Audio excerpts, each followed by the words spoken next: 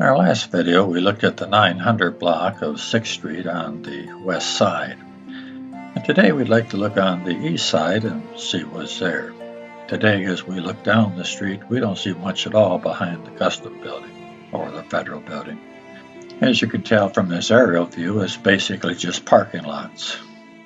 You can see from this map of 1894 that there were several buildings in this block.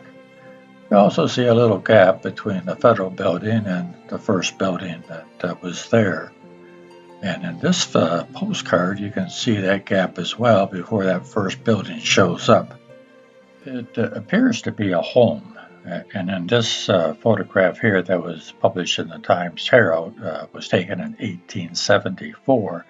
Perhaps you can see it a little bit more clearly because the trees haven't grown big enough to cover it up like in the first photo.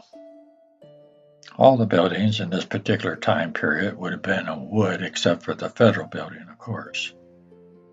I believe this building was originally a home. All of these, I believe, or not all of them, but perhaps many of them were homes along there that sit behind the Federal Building. But later on, it would become a business. In the 1902 directory, it was this house was occupied, or perhaps I should say business, by Wesley Murray, who was a painter and paper hanger, and it says, if there is anything in painting, sign writing, scenery, etc., call and I can do the work. And it gives this address. You can see in this photo, it looks like there's a couple houses just south of that particular place that Mr. Murray lived. But later on, there would be a brick building that was built there, a much larger building than Mr. Murray's place. In this photograph, you can make out the first building, but beyond that, that house that was next to it has been replaced by quite a large building. You can't really make out the signage, but it looks like one of the words is tobacco. Later on, it would be occupied by a newspaper called the X-Rays. This was a weekly paper that was established in Port Huron by Hyle Buckeridge in 1896. In this advertisement for the X-Rays newspaper, in this booklet from 1897, it says this: X-Rays, F.B. Buckeridge and Father, editors and proprietors, was started June 11, 1896, and since that time has been enlarged 3 times. It is the only Democratic paper in St. Clair County. We talked about this earlier. It wasn't unusual to have a Democratic paper and a Republican paper as well. It has a circulation of 1,000 and is printed entirely at home. At least originally it was at home. Mr. Buckeridge says that he started it to see how long a paper could live and tell the truth, and has declared a dividend every week and paid the printer. His publication was continued until July of 1900 when Mr. Buckeridge sold it to Elmer Ottaway and Louis Will, and it was merged into the Daily Herald. The Daily Herald also bought out the Sunday Herald and also the German Herald. And they proudly put that on the side of their building, as you can see here in this photograph. There's something I just realized in looking at this photograph, and that's that building in the foreground where Mr. Murphy worked and had his business. And you can see the signage, if you look closely, it says on the side of the building, painting. So that fits right in with Mr. Murphy's vocation. Here's a color postcard with a very similar view. This was the first home of the Daily Herald, and also included the Herald Printing Company as well. And from here, they would move over to the White Building, which was across from the post office on Water Street. And we looked at that in a previous video.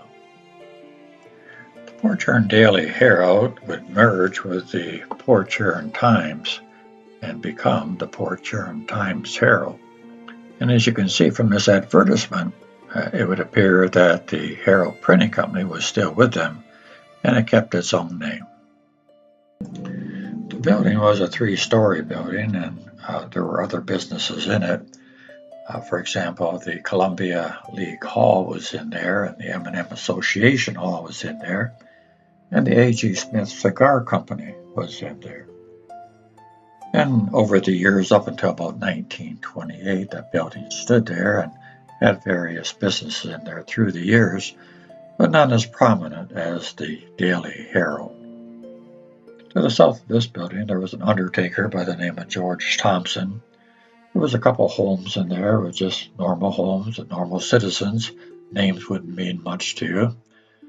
Of course, we don't have photographs of any of these buildings, but beyond that, at about 946 6th Street, there was a livery, and we do have a photograph of that. This was a DJ Huron livery, and over the years it had different owners. The last owner was H.S. Ballantyne, and there was one or two in between that. And you can't tell too much from these advertisements. But I told you we did have a photo of that, and you'll see it's a pretty classy building. Pretty nice for a livery. And here it is.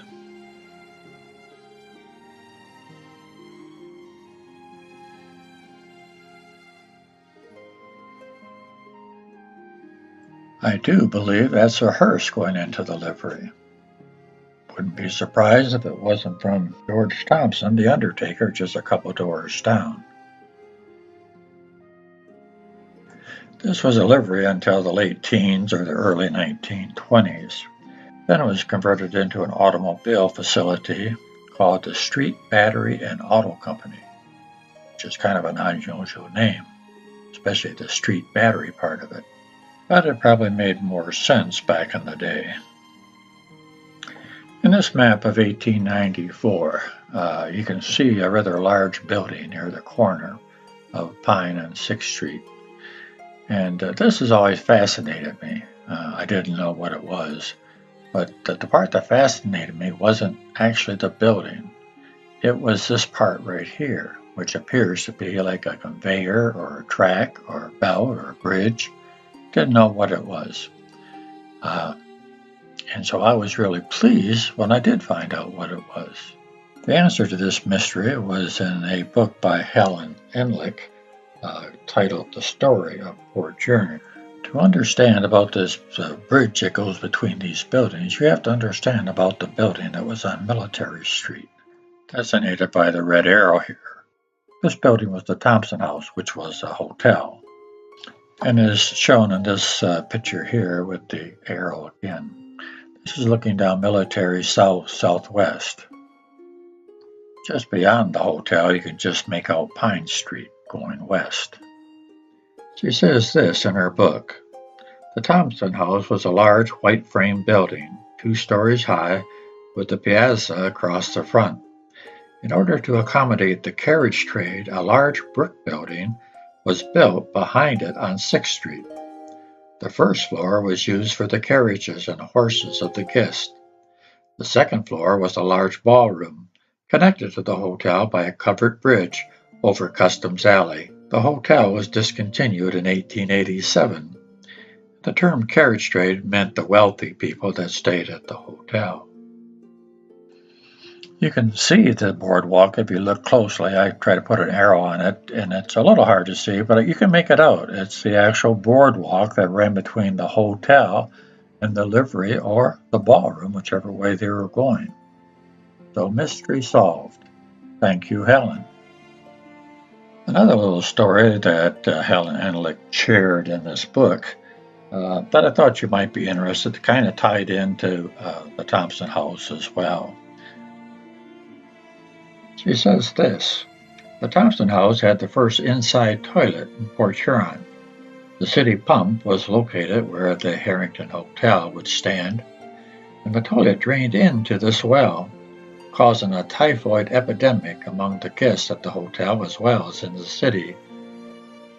Of course, the carriage house is no longer there, and there were a few things that were built there after the carriage house, which we'll look at in a minute. Today, that corner looks like this. This is looking north or northeast. And in this photograph here, this is looking from the opposite direction, from Pine Street, and I wanted to show you this view to set up the next photograph. Notice the first entrance into the parking lot. This was the entrance originally to the Custom Alley that went all the way from Pine Street to Water Street alongside the Federal Building. In this aerial shot, looking at Pine Street, we see a couple of different things. One, we see the old library. That's the first library in Port Huron. It used to be a church, Universal Church. Then, of course, we see Troy Laundry. We see alongside there's an entrance to the Custom House Alley. And that's what we just looked at in the current picture, that first driveway there. Just to the west of Troy Laundry, we can see the homes that ran along 6th Street. These homes would have replaced the Thompson livery, the brick building that had the bridge. Those homes would be replaced by a tire company, Hurley Tire Company, in the 1920s, run by William and Ron Hurley. The Hurley sold out to Fred Dole in the late 1920s, and it became a Goodyear dealership run by Mr. Dole. And later it would become a Goodyear company store. We have a couple great pictures of this tire and service store. I wish I knew who to give photo credit to, but I picked these up off the internet, and I'm very appreciative of them. That would be Pine Street going off to the right and 6th Street to the left. So let's take a few seconds and just look at this photograph. You can't see them very well, but there's gas pumps inside of that dark area. It's hard to see, but they could drive right through there and get their gasoline also.